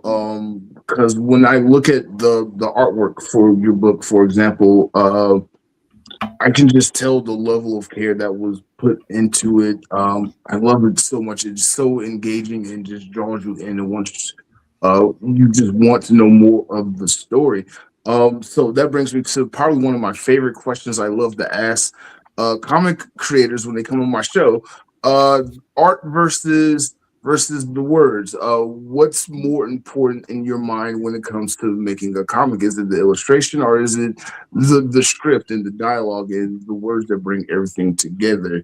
or is it something unique between the two that make graphic novels and comics and manga the medium that it is? I'll say this as a guy who's strictly a writer, then I'll let my multi-talented partner speak. I am a writer first and foremost. I was an artist in my youth, but I was a lazy artist. I didn't want to put in the time to get better at art. Writing's always just come naturally to me: dialogue, world building, etc. And this is a collaborative medium that people buy for the pictures. But honestly, without the pictures, it's not a comic. And so even as a writer, I feel as though the illustrations are what make it a comic. You can say what's more important in the history of storytelling, the spoken or written word versus, pictorial art. And that's a real debate to me. But if we're talking comics, a comic book or a manga or manhwa is not that without the art. Yeah, this is an interesting question because, guys that were my heroes growing up were like Todd McFarlane or, Brian Benjamin, who's Jim Lee's protege, guys who were incredibly talented illustrators. And let's say we use Todd McFarlane as an example, who, wanted to write and tried to write, but wasn't great at writing. And you get a lot of flack about not being a great writer. But, Todd McFarlane's one of the most important comic book artists like ever in the history of the medium. Like his covers have been recycled more times than not. There's literal fan clubs just for people who are collecting covers that are riffs off of his original Spider-Man cover. So like, I do think the art is especially important because it does capture the imagination via the visuals. Like, what I'm saying? It does spark something in your brain that's, oh man, I've got to get into this. And I will say though, that like, while a story might be forgettable if the writing is bad, a story that has great art and great story combined are like unforgettable. And those become like the Watchmens of the world, or the Dark Knight Returns by Frank Miller, or even if you look at like one of my favorite Superman stories. A lot of people debate between like All-Star Superman and like the Death of Superman, or like All-Star Superman. And my favorite is what's the name of it again? Superman Red Sun. Oh yeah. To me, it's the quintessential perfect Superman story. So like a Kingdom Come, like it's absolutely perfect with art and story. Kingdom Come's another example, bona fide classic, because again, we're talking about a book that has art that is just as impactful and powerful as the writing. So that's like reaching the top of the hill. The zenith of comics is when you can have a writer and an artist be perfect on both. And it's really, really difficult to do. So it's a loaded question. I'd love for perfect on both, but like I'm also kind of cool to look at a dope ass book with some fly pictures in it too. So yeah. Now, when the two of you started working together, obviously, I remember you saying that it was just such a natural vibe for the two of you. What were some of the challenges or difficulties that the two of you together faced while working with each other for the first time? Well, I mean, I think for TJ and I, the world, just like the book, the story, the world, all of it came together. I'll put myself out there and say, for me, translating my day job to the odd day job was something I struggled with and still continue to tackle, because I'm corporate. Like I'm a corporate dude, and I say that because that's just what it is.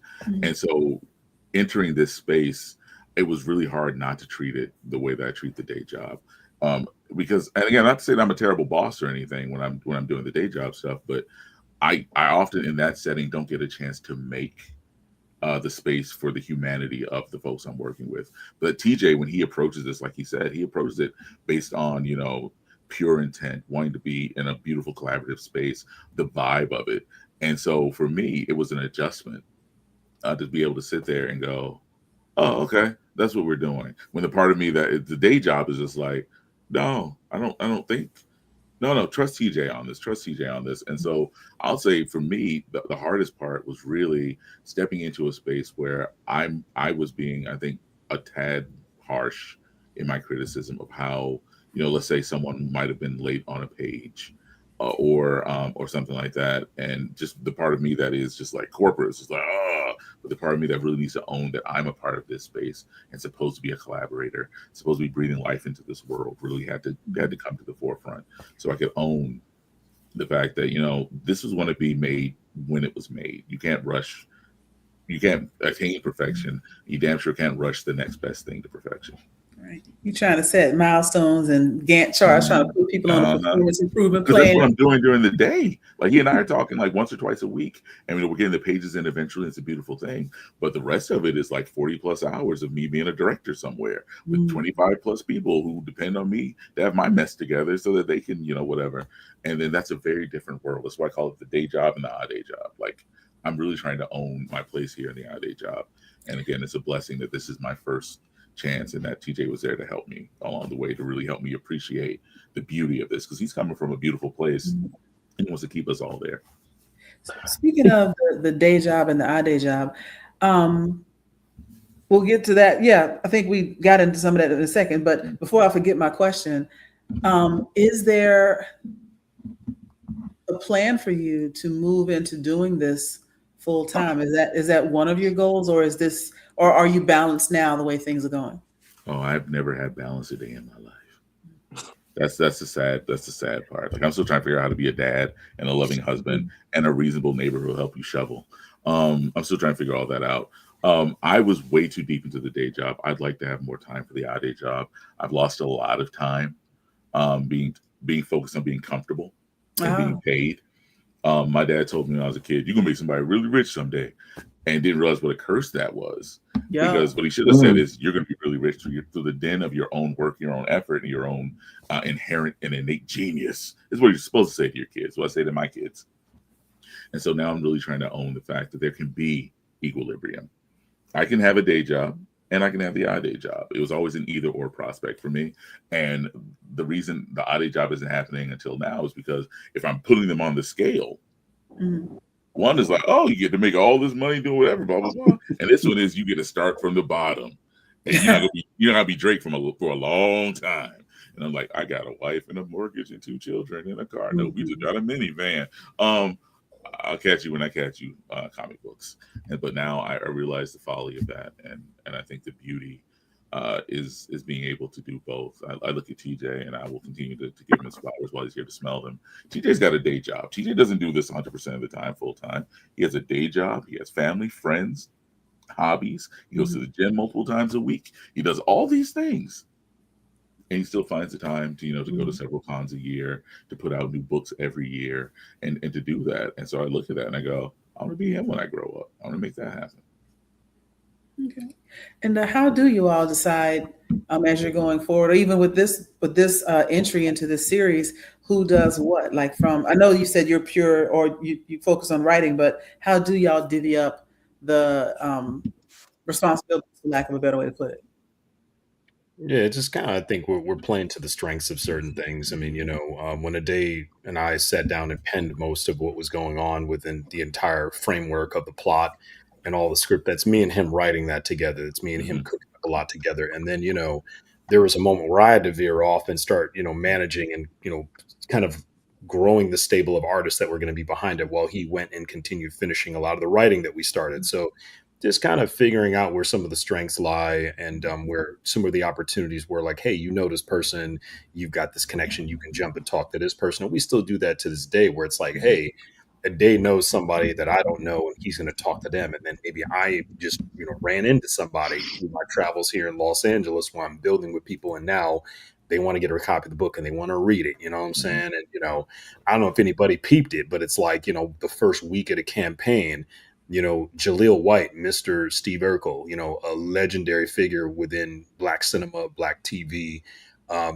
American culture, period, was one of the first people to read and review and talk about Musa Line of Mali on social media. One of the very first people to do that. So it's like, have the opportunity to build with people and network with people and see opportunities as they come is really just being flexible and agile. And that's really what Ade and I do. We see an opportunity, we see opportunities to build and network with people and meet people and show them what we're working on. And we veer off and we kind of divide and conquer, because with a book of this scope, this magnitude, there's always something to do. Always. I mean, Joy, literally, Ade and I were having a conversation this morning because I was speaking to a lovely young lady at basically she manages the list of all of the HBCUs that are apparently there's a network, Mm-hmm. and she manages the entire network in terms of who signed up and the information. So she was extending me a lot of that information, extending us so we could reach out and talk to them about the things that we're doing, because we'd love for all of the HBCUs to know about that stuff. So in that moment, it's like, hey, I got a lead. I'm gonna head over here. Adade's got a different lead. He's gonna head over here, and then we come back, and then we, take all these pieces and keep putting them in the pot. So, yeah, a lot of divide and conquer energy. Yeah. Yeah, it's a blessing to be able to do it as well. But I think that's really possible because this is a project that's got people really excited. It's not like anything that a lot of people have seen. I can't say it's like it's never been done before because I don't know that for sure, but I know that we're striking at a very opportune time to get eyes on this and to begin this conversation. And there are people who are really just tired of the same old, and they're being very vocal about it and they're voting with their dollars. And we're blessed that, that we get to be an alternative for that. We have folks who are backing this campaign from all walks of life, not just from, our communities, but for people who just see it and go, that looks interesting. And then, every penny they put into it is a chance to make this something bigger and better and something more robust.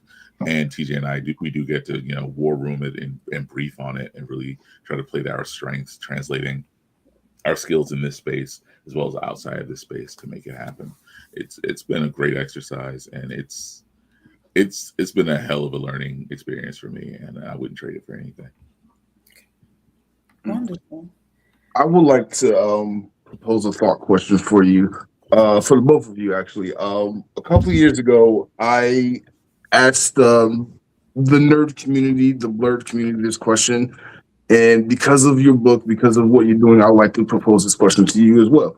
It seems like for us as African Americans in this country, we tend to gravitate towards Japanese culture, more Asian culture, like anime and manga, and kind of that whole mythos of creativity.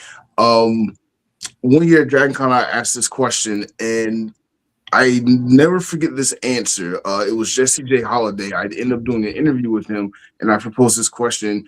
And he brought up that because there's a lack of people telling our stories from, say, from Africa, a lack of African American stories being told within these mediums, within anime and comics and manga, is kind of the catalyst of why we in this country tend to go to more other people's cultures and find connection there versus within our own. Because growing up, there was no stories of like Musa or anyone of that nature that wasn't just a fictional character like Jon Stewart or anything that could tell us about ourselves, where we were prior to 1619 in the world stage. Do you think if more people were to tell these stories, more African Americans or more Black people in period would want to gravitate more towards our stories, or is it kind of a competition of culture, if that makes sense? I would say that personally, for me, looking for creative outlets and looking for stuff as a kid that to attach onto that was ethnic. For me, that like anime was ethnic because again, these were people that were not what I saw. They were, again, it was cultural, and I think that's why so many of us during that era love martial arts films. I know all my uncles would be in a room watching Jackie Chan and Jet Li movies. You know what I'm saying? Because literally, like, it was our window into a different culture that was ethnic and that we could at least, feel that there was some connective tissue to. But then, what we come to now in the 2025s, the 2020s, I'll say, is that there's a lot of pushback from the anime and manga companies. They're saying that, no, we actually don't accept you as Black people cosplaying our character, being in our world, or we're not, if we are going to put you in our thing, we're going to make fun of you, or it's going to be a pictorial thing that is, more derogatory or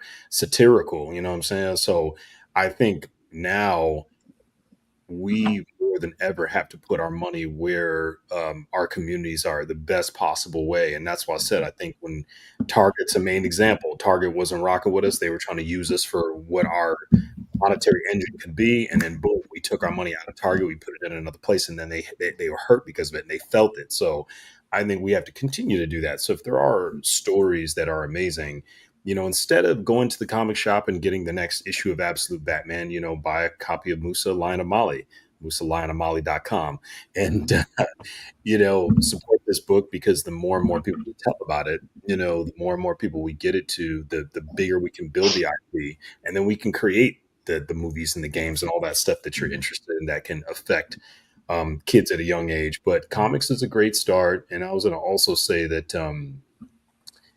man, and I just lost my train of thought on that last piece that I wanted. Damn it, I hate when that happens. Yeah. But good day. Go ahead, man. No, I was going to say I second everything you say, and also tell the story. I got in trouble at a con not too long after Black Panther came out, because I was on a panel and I said that I would be happy to never have another Black Panther comic or movie if it meant Black people owned our image. And I got booed by a room full of Black people for saying that. And I still stand by it. Like I said, you should own the image of your gods. You should own your perception of yourself, as well as have control on the reins of how people perceive you.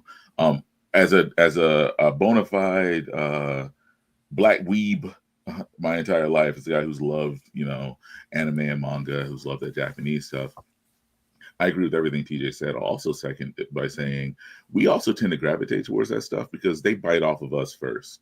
Like when you are entering into a culture from the outside and you start seeing things that look familiar, you tend to stick around a little longer. And so I defy anyone who's ever watched an anime like Samurai Champloo to not understand why Black people rock with it. Like, that's just what it is. Like, you can't watch Yu Yu Hakusho. All they talk about is the drip and all that. Like, there's so much swagger that is just picked off of people in the diaspora and dropped into Japanese and Asian culture in general. And then we're often told, well, this space isn't for you. I was like, then why'd you copy it? Bruce Lee was famous for acting like all the Black dudes he hung out with. And that translates to us rocking with Bruce Lee in his movies. Like, yes, it was real fun to watch him be damn near superhuman on film, but his social circles was us. There's a give and a take there. The issue is that there are folks who want to pretend that there's no give and take, that one culture doesn't feed the other and vice versa. Like, we look at Dragon Ball and go, Piccolo's the best Black dad in fiction. Right. Exactly. And we say that, and because it's true. But at the same time, Piccolo's just a green vegetable man from another planet whose dad or half self was like Satan or whatever. But they go, this isn't for you. And I'm like, huh? I saw something this week where a young Black cosplayer, a young female cosplayer, got into it online because a random white dude told her that she couldn't be the main character from Dandadan because that character is white. Never mind that in the story, the girl is a brownish skinned Japanese girl, a gyaru. She is pointed out in the story and often made fun of in the narrative, even for being a darker skinned Japanese girl. But this Black girl can't play her because the character's white. But then this becomes a conversation of, why do so many characters in anime look like white people? Why is it that every major anime has a half German girl like Asuka Langley Soryu from Neon Genesis Evangelion? Like, there's a lot of nuance to it beyond just like, Black people don't like being Black. No, we love being Black. That's why we find it everywhere we go, and we stick around when we find it. I think the impact of specifically British colonialism on so many outlets of media caused a lot of communities of color that otherwise would be chilling on each other to look down on each other. I mean, because I'm a fan of one particular K-pop band, but I also like K-dramas and so on and so forth. So I've watched how people move online with all of this kind of thing. And, I also remember, some of the blaxploitation movies of the 60s and 70s, where we're absolutely taking karate and not knowing the name. One of James Brown's favorite lyrics or famous lyrics, I don't know karate, but I know crazy. There's we have done our own share of not understanding a culture, but liking pieces of it. I think specifically Black American culture is a baseline for a whole lot of things, but Black American imagery, to your point about owning your image. I love the Black Panthers movies, but I get what you're saying. If we could own our own image, we wouldn't need a fake world.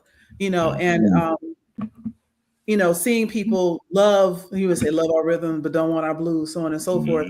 But the images that they've been seeing, I know specifically several Nigerians that their image of Black Americans before they came here was like New Jack City and don't be a menace to South Central, don't be a menace to society, right? And so the same way you had like Yellow Peril, if we could get back to the era of the Black Panthers where they were bringing together the Latin community and the various Asian communities in the United States and writ large across the world, it'd be a whole different story. And I think there'd be more cultural appreciation versus this who was first, that goes back and forth. We know who was first. But I mean, aside from that, I do think that all of us have a colonial mindset that has to be removed, deprogrammed, however you want to think of it, before we can really, really be free. Because sometimes even as we're building art, it is still there, Yeah. So taking ourselves loose from that, I think, would free up a lot of energy and collaboration, Yeah, it's true. And also one thing that's important, and I think this echoes a lot of what everyone's been saying. We also have just a lack of knowledge of self. Yeah. So that when we as Black people leave our community to go look for something cool, we don't realize that we're just picking up what we left somewhere. Black people in America, we created rock, gospel, the blues, all this stuff. And whenever we get sick of it, we drop it like a hashtag. And they pick it up and they go, look, Vanilla Ice was the best rapper ever. Like, no, that's not how that happened. Like, even when we talk about the martial arts and Kung Fu and where it came from, look up the Mantu arts in Kemet. Yeah. Like look up, we thought yoga's Indian. No, not really. Not like that. Not like you think. You got to understand the migration into India, first of all. Like Raphael said in Turtles 1990, cricket. Nobody understands cricket. Got to know what a trumpet is to understand cricket. And that's that kind of thing. That's what it is. We look at it and we go, they own it. And we don't have the self-esteem to own it. So it's theirs, right? It's theirs. Like, there are Black people who love K-pop. But we're being honest. I mean, my wife and I watch K-dramas on Netflix all the time. Vincenzo's the best one by far, I think. You got to watch Bloodhounds. Maybe it's on the list. But the thing is, K-pop is R&B for people that don't like Black people. Yeah, literally, Teddy Riley went over there and was like, "Yeah, I got some beats for y'all." Yeah. Yeah, exactly. That's all it is. But we look at it and we go, BTS, and I'm like, really? What about New Edition? Dancing, dressing like us, all of that, and then saying racist stuff. I'm like, what do you like? No, dude, you're not. But it really does tie to the fact that we don't know enough about ourselves, which is why a project like this, I feel, is very important. Because even if we don't say, hey, we went back in time, we recorded Mansa Musa in 8K and brought you the footage, at the very least, you can read the book and go, I wonder how much of that was bullshit and how much wasn't, and then go learn something about yourself. Yeah, we, with the book, want to spark the brain for a curiosity. We hope that after you guys read this book, you're thirsty and hungry for knowledge, and then hungry for the next issue, the next volume. So that's a big thing for us. I've seen so many truly ignorant posts, and I'm not talking about ignorant like, oh, they so ignorant, but I mean ignorant like have no knowledge, no understanding. I see so many ignorant posts across social media where folks, I'm not even talking about like ancient history, like they don't know their parents or grandparents' story, let alone anything beyond. Like they know Martin Luther King and Rosa Parks and scene, and don't know all of that. So I think there's another reason I want to share this with all of my peer groups and every group chat I'm in. They hit me with these good morning texts every day. I'm about to flood them with this in return. Thank you. Yeah, I tell people, even in corporate America, I'm 3 generations out of slavery and 2 out of sharecropping, because I literally am. My wife grew up in a house around the corner from the plantation her family was on. Wow. Oh, wow. When we go back home, the plantation's still there, and she grew up in the house separated by a little park now. So her family never even left the plantation. She grew up in the house that her great-great-grandfather built when they were kicked off the property in 1866. And so they just kept rebuilding the house over and over again and trying to expand the land. And the city came in, bulldozed a bunch of Black houses in between, and just put a park there. So her grandma's house was the one that got to stay. They forever bulldozing us out for a park. Yeah, I mean, we wouldn't have Central Park. Highway.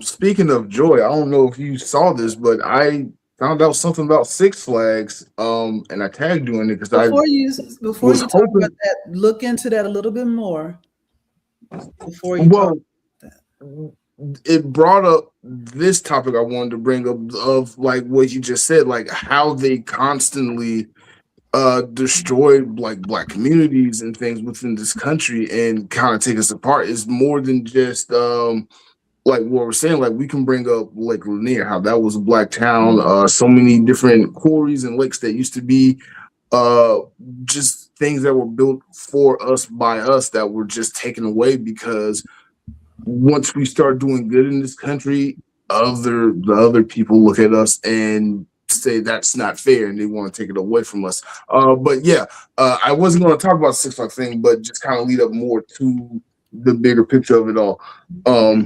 That's all I wanted to say. Yeah, and to your point about them wanting to take it away from us, it's not that they are. It is that they're jealous.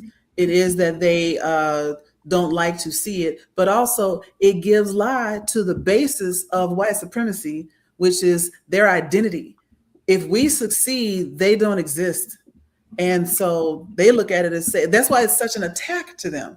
You know, they're saving their own sense of self and they have to destroy what we build because we're not supposed to be able to do that. They cannot exist as superior and living inferior at the same time. So they just kill it all, burn it all, bomb it all over and over again. The only good thing, not the only good thing, but in my front, the only good thing the integration did from us is dilute the target. You bombing us, you bombing my white neighbors too. You know, just it's the way I've always seen it. Right. So in order to fight back against that in a country, and really a company, because countries have prime ministers and kings, companies have presidents and vice presidents. But in a country that is driven by, vice and capitalism, the best thing you can do is to vote with your dollars. The best thing you can do is to be intentional with how you spend, to treat your wallet like a convent and the ballot like a whorehouse. So that they can come to you and they come to you and they say, "Hey, I'll give you this," and you go, "What you got for me?" And in the meantime, you make sure your dollar circulates as much as it can, which is why it's very important that even during this broadcast, you go to musalionofmali.com and show your support, because you have to understand that if we don't make it ourselves, and I don't mean TJ and I mean us in general, if we don't make it, it won't get made. Michael Jackson is the greatest entertainer that's ever existed, but his name is Michael Jackson. So in 500 years, they will say he is white. Yep. And they'll pull pictures too. Yep. They'll look at his pictures and say he always looked like that. They won't say they drove him insane hanging out with all those people, Liza Minnelli and all that. It's important that we own and that we build, and that if they come to take it, we stand tall, stand firm, and we swing back in every way that is measurable. And that we say, hey, this is us. We're sick of warning you. When I was a kid, I wrote an X-Men comic that will never see the light of day. And it was when I realized this. My dad told me I was onto something, though. I wrote a line where Magneto said to a young mutant boy, if they will not respect your equality, allow them to fear your superiority. And that's how I feel about us. And that's what we have to do. They're looking for your line again about the wallet in the voting box. Oh, no. So you're supposed to treat your wallet like a convent and the ballot like a whorehouse. Man. You keep your money to you and your people, and you let them come to you, and they pay you for your vote. Talk about it. That's why, guys, when you're at Comic Cons and when you're walking around, resist the urge to buy another print of Spider-Man or to some licensed character that fattens the wallet of somebody else or their own company, and make it a point to rock with your people. And it's one of those things. When I'm at a con, I literally buy books from every black and brown person I can find. That's usually what I spend all my money on. And I have a library shelf filled with stuff, art books, mangas, comics, graphic novels, everything I can get my hands on. I buy regular prose fiction novels. There's so many great people out there making really cool stuff right now. And it's like a kind of a renaissance of sorts of creativity, this explosion. Everybody who was building and creating and cooking stuff up in the lab during the pandemic and like, hey, I want to put this thing out. I want to try this thing. I've got this time in my hands. It was really a blessing in disguise to have that time back. And, that's why I said, resist the urge check what we got going on. MusaLionofMali.com. This book is fantastic. It's really a love letter to the diaspora, but it's entertaining. It's beautiful. It's fun. The artistry, the story, the intention behind it is something that you guys are going to get inspired by. You're going to love, and we are very, very excited to share this with you. So you said that was MusaLionofMali.com. Was that it? All day, every day. MusaLionofMali.com is going to direct you right to the Kickstarter. I've said it so many times it blurs into one word. But yeah, MusaLionofMali.com brings you right to the Kickstarter, forwards you to the main Kickstarter page. I could give you the whole Kickstarter link, but no, this is good enough. It's hard to remember. That's why we created the URL to go right to that page. So you'll have everything in Musa in one click. I wish more creators would do that, because I see a lot of Kickstarters where they give you, the complete Kickstarter.com/ whatever. I'm like, look, I'm not going to remember that. You need a shorter URL. Yeah, listen, I came up with this idea solely to just circumvent, Facebook's algorithm, because when you first were doing Kickstarters, like during the pandemic, you could put the whole link and people would get it, click on it, take them right there. But like now, when you put links, they hide the post. They don't make sure people don't see it, so you have to share it a million times. Or that's why everybody puts it in the comments now. But the hack was putting the website link, and I think they figured that out too. So it's like there's always trying to stay a step ahead of like what these platforms are on, because they don't necessarily want us to make money on the free. Not without them making money too. So, guys, I personally have enjoyed this conversation. I wasn't joking earlier when I said y'all gonna be sick of me, because I am going to absolutely reach out to y'all. After I back at the level I promised, because I'm doing that as soon as we hang up. That's what adult money is for. He is 100% telling the truth. Yeah. Because I have got to be in this any final questions? Any final parting words from our panelists here? I am beyond grateful, appreciative that I got a chance to build with y'all. I've been friends with Mo and John for many years. I love what they're doing. Shout out to them for creating this incredible platform. They're in Egypt right now, winning, having a great time, building, enriching themselves, enriching their IPs and the stuff that they're cooking up. I'm really proud of them as friends and colleagues. I love them. Shout out to them. Mark and Mouse, I see y'all hustling, grinding out in the streets at these cons, getting the interviews, just working hard. And I just admire what you're doing, man. That's why I got your card on my desk. Like I'm tapping in with you. I'm staying connected with what you're building, and very excited. And it was even doper to see that y'all are connected. Y'all did the Voltron thing. You got a collective podcast happening. Joy, you're amazing. Thank you. And shout out to Danny. Appreciate you so much. Listen, I had a great time. Guys, please check out our book. You're going to love it. Everybody who's watching, get this book.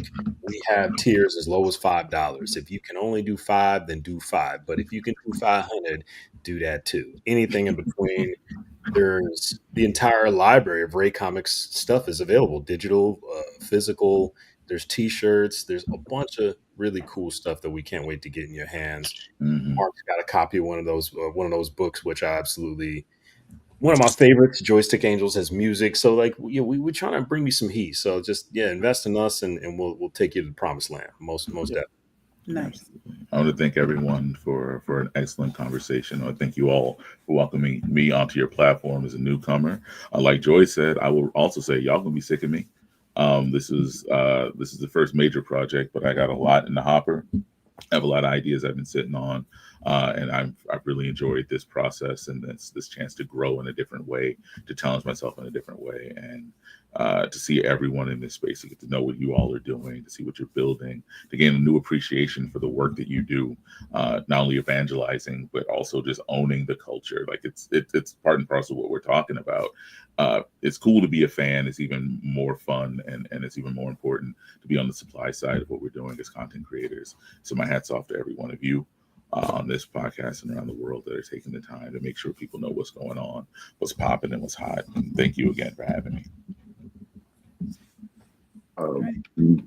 Yeah, no problem. I'm so happy you two were able to come on. There's so much more that we can get into, like with Ray Comics, Comic Shop. Ade, I saw that you were a game developer. I would love to jump down that rabbit hole with you. So you are both welcome to come back on the show anytime and just tell your life story, because I am intrigued about learning about other nerds and how they got to where they are in nerddom. But thank you both so much for coming on. What's that website again for those who didn't quite get it, who want to come and support? What's the website? Musa, lionofmali.com. Thank you. Thank you so much. Thank you. But thank y'all so much for coming on again. This has been such actually, I want to say a surprise episode, because you came and hit me up and we just had to squeeze it in and make it work. So I want to make sure we got it in, but thank you for coming on. Thank everybody for watching Blerdkast Live. Thank Joy and Moose for holding it down in my emergency absence. Thank y'all so much. Next week, we got something special for y'all because Anime Week in Atlanta's this weekend. And next Monday, we'll be going live at our regular time, 8 p.m. for the AWA post show. So until then, we'll see y'all later. Peace. Peace.